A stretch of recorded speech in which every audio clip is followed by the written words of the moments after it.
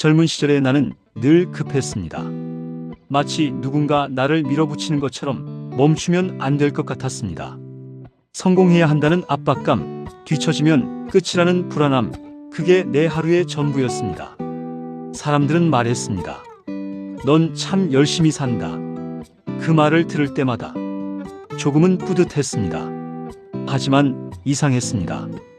열심히 사는데도 마음은 늘 공허했습니다. 아침에는 서둘러 지하철을 타고 밤에는 술잔을 부딪히며 하루를 마무리했습니다. 웃음소리 속에서도 내 안은 늘 조용했습니다. 사는 게 뭐 대단하다고 그렇게 뛰냐.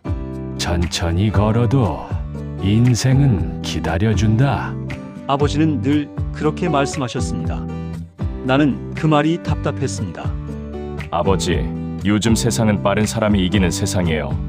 그렇게 말하고 그 말의 진짜 뜻을 이해하지 못했습니다. 그땐 몰랐습니다.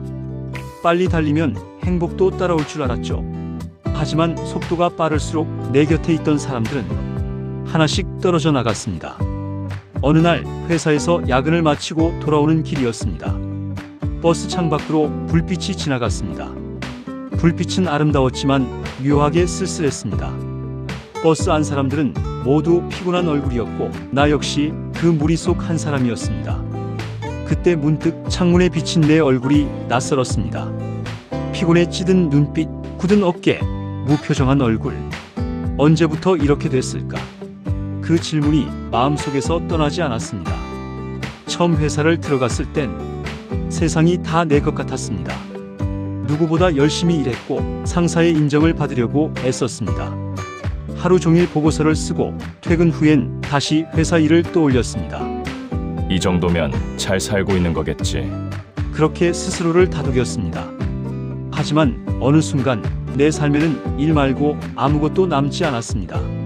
내가 좋아하던 음악도, 내가 즐기던 취미도 어느새 다 사라졌습니다. 일이 내 전부가 되었고 나는 그 속에서 조금씩 메말라갔습니다. 첫 월급을 받았을 때 어머니가 내 손을 꼭 잡고 말씀하셨습니다. 그래, 이제 다 컸네. 이 돈으로 내가 먹고 싶은 거 사 먹어. 그 말이 그렇게 따뜻했는데 나는 어머니께 뭐 하나 사드리지 않았습니다. 다음 달엔 꼭 뭘 사드릴게요. 그 약속은 결국 지키지 못했습니다. 그 다음 달은 오지 않았습니다. 그 다음 해 어머니는 병원에 누워 계셨습니다. 일하느라 힘들지? 괜찮아. 나는 이제 괜찮아. 그 마지막 말이 아직도 귓가에 남습니다. 그제야 깨달았습니다. 괜찮아라는 말은 진짜 괜찮을 때 하는 말이 아니라는 걸. 장례식이 끝나고 집으로 돌아오는 길에 세상이 참 조용했습니다. 도시의 불빛이 그대로인데 그날따라 이상하게 어두워 보였습니다. 나는 처음으로 무너진다는 게 어떤 건지 알았습니다. 그리고 그때서야 깨달았습니다. 내가 지금까지 붙잡고 있던 건 행복이 아니라 불안이었다는 걸. 불안해서 뛰었고, 불안해서 말했고, 불안해서 웃었습니다. 사람들은 나를 성실하다고 했지만 사실 나는 외로웠습니다. 누구도 내 마음을 몰랐고 나조차도 내 마음을 몰랐습니다. 그날 밤 아버지의 낡은 편지를 꺼내 읽었습니다. 종이엔 삐뚤빼뚤한 글씨로 이렇게 적혀 있었습니다. 인생은 남과의 싸움이 아니다. 어제의 나보다 나아지면 그걸로 충분하다. 그 문장을 읽는 순간 눈물이 멈추지 않았습니다. 그때서야 아버지의 말이 이해됐습니다. 천천히 걸어도 인생은 기다려준다. 그날 이후 나는 처음으로 시계를 멈췄습니다. 하루에 한 번 하늘을 올려다보기 시작했습니다. 점심시간에도 잠깐이라도 밖에 나가 햇살을 느꼈습니다. 커피 한 잔의 온기, 바람 한 줄기의 시원함이 이렇게 좋을 줄 몰랐습니다. 누군가 말했습니다. 삶이 힘들면 잠시 멈춰야 한다. 쉬는 게 도망이 아니고 돌아보는 게 후퇴가 아니다. 그제야 알았습니다. 나는 너무 오랫동안 나를 잊고 살았다는 걸. 그때는 몰랐습니다. 세상은 내가 서두른다고, 나를 먼저 기다려주지 않는다는 걸. 인생의 진짜 행복은 빠른 게 아니라 깊은 곳에 있다는 걸. 그날 이후 나는 조금은 달라진 줄 알았다. 하지만 삶은 그렇게 쉽게 바뀌지 않았다. 다시 일터로 돌아오면 끝없는 회의와 보고서, 누적된 이메일 더미가 나를 기다리고 있었다. 잠깐의 깨달음은 현실의 무게 앞에서 금세 흐려졌다. 그렇게 또 몇 년이 흘렀다. 내 머리엔 어느새 흰 머리카락이 섞여 있었고 눈가에는 깊은 주름이 생겼다. 하루는 거울을 보다가 생각했다. 언제 이렇게 늙었지? 시간은 참 조용하게, 그러나 잔인하게 지나가 있었다. 딸아이가 내 손을 꼭 잡으며 말했다. 아빠, 나 졸업식 때 꼭 와야 돼. 그날은 마침 중요한 미팅이 있었다. 아빠가 꼭 갈게. 근데 혹시 시간 좀 미룰 수 있을까? 아이의 표정이 살짝 굳었다. 그 눈빛을 아직도 잊을 수 없다. 졸업식 날 나는 결국 가지 못했다.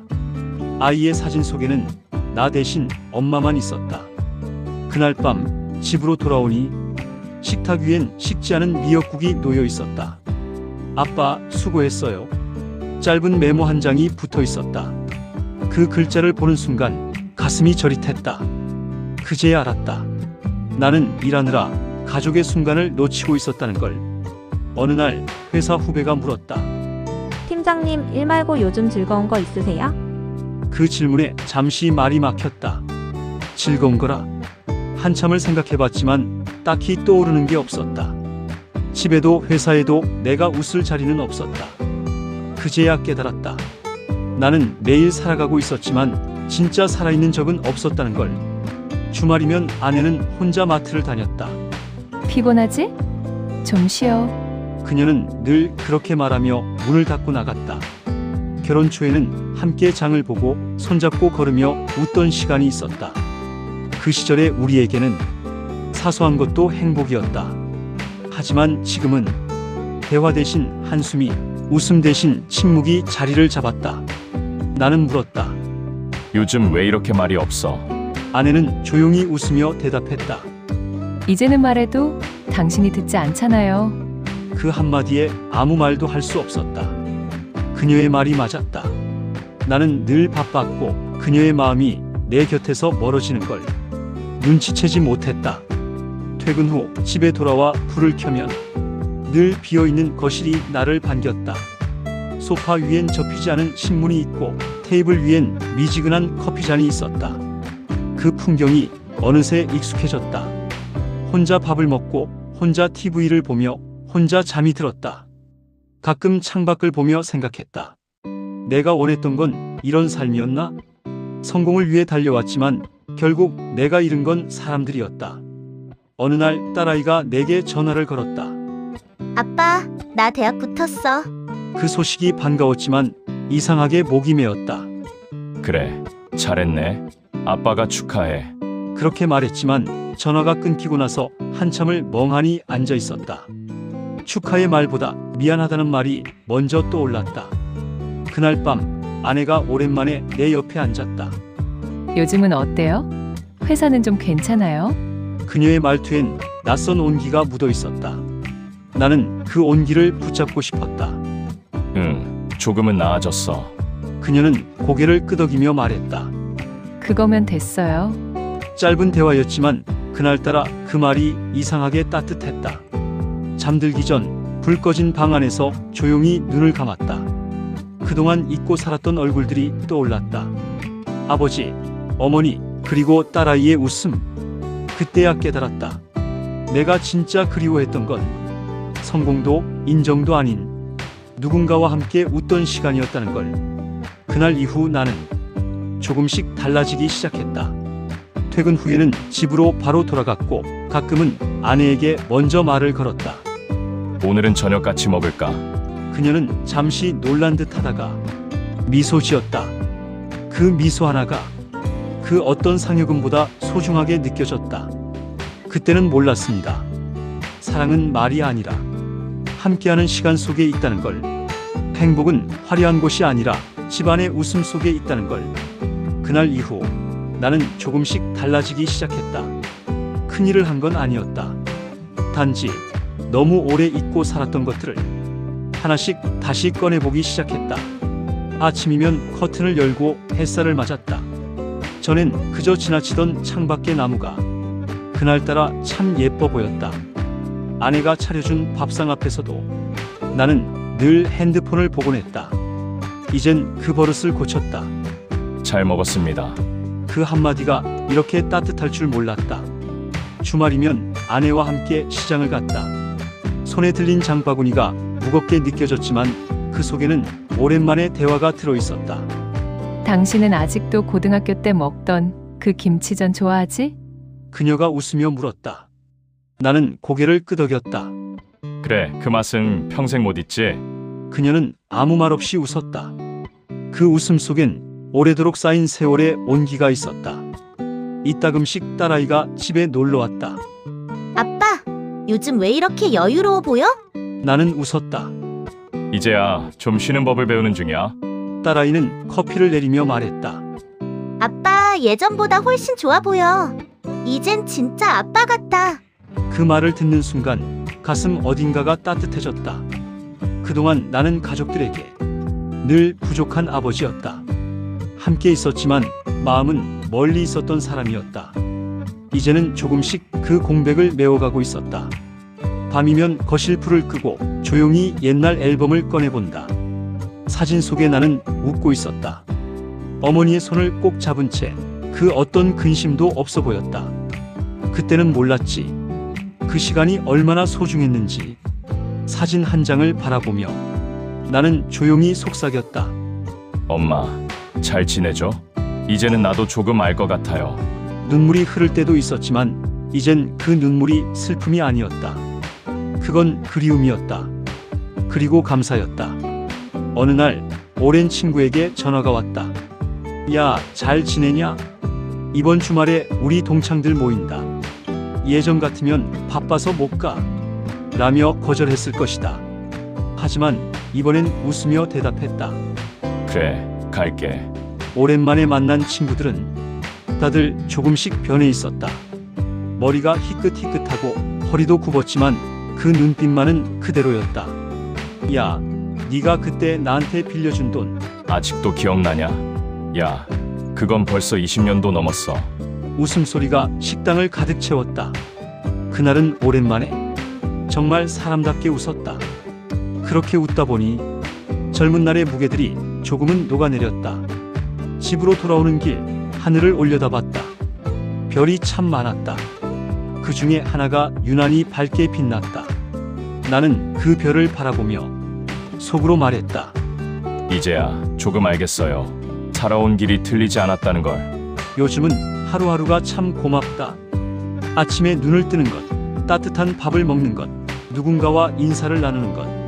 젊은 날에는 당연했던 것들이 이제는 모두 기적처럼 느껴진다. 가끔은 누군가 내게 묻는다. 후회되는 게 있나요?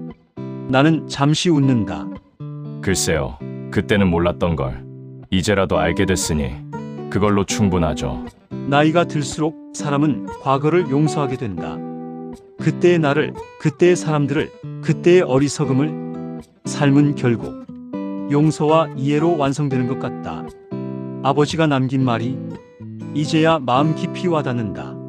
천천히 걸어도 인생은 기다려준다. 밤하늘을 보며 문득 생각한다. 우리가 찾던 행복은 어쩌면 늘 우리 곁에 있었는지도 모른다. 다만 너무 바쁘게 살아서 그걸 볼 틈이 없었을 뿐이다. 이제 나는 그걸 매일 조금씩 찾아가며 산다. 커피 한 잔에도, 웃음 한 번에도, 따뜻한 손길 하나에도 행복이 숨어 있다는 걸 그때는 몰랐습니다. 행복이란 건 멀리 있는 게 아니라 내가 사랑하는 사람들 곁에 조용히 머물러 있다는 걸 세월이 흐르고 나서야 알았습니다. 행복은 크고 화려한 게 아니라 작고 오래 남는 것입니다. 혹시 당신에게도 누군가에게 들려주고 싶은 이야기가 있나요? 그 마음을 이곳에 남겨주세요. 우리가 함께 들어드릴게요. 당신의 사연을 기다립니다. 당신의 특별한 사연을 댓글이나 이메일로 보내주세요. 언제나 기다리고 있겠습니다. 이번 사연 어떠셨나요? 당신의 마음에 조금이라도 닿았다면 좋아요와 구독으로 다음 이야기를 함께 해주세요.